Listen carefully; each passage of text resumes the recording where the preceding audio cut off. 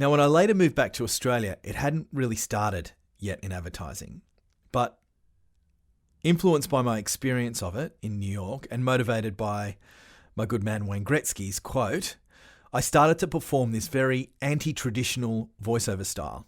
Now, I'll be honest with you, it wasn't received well by some people. And of course, I adjusted to the direction I was given, but I kept it and also communicated why I was doing it.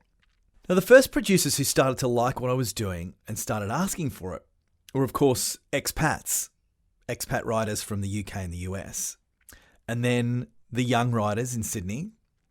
But it was still only a fraction of the market. Then something happened.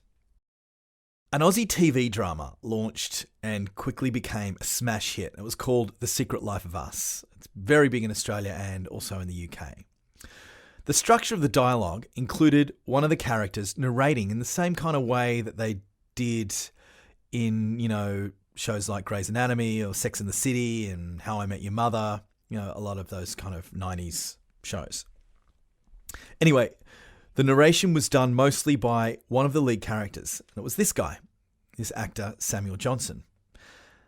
And the character was incredibly laid back and cool and just not trying. It was very intimate, no kind of, just very authentic, genuine kind of guy.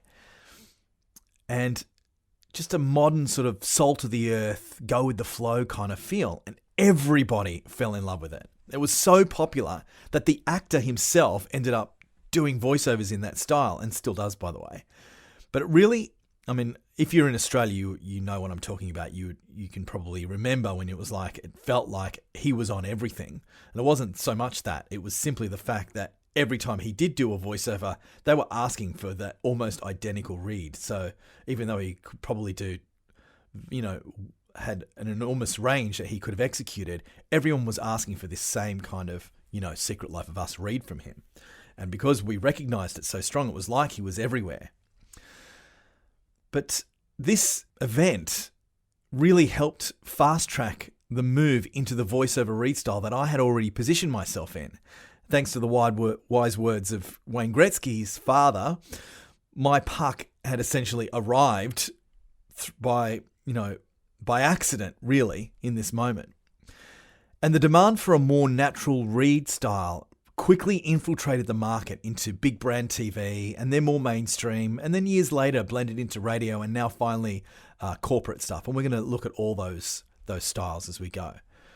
This positioning went a huge way towards building my success.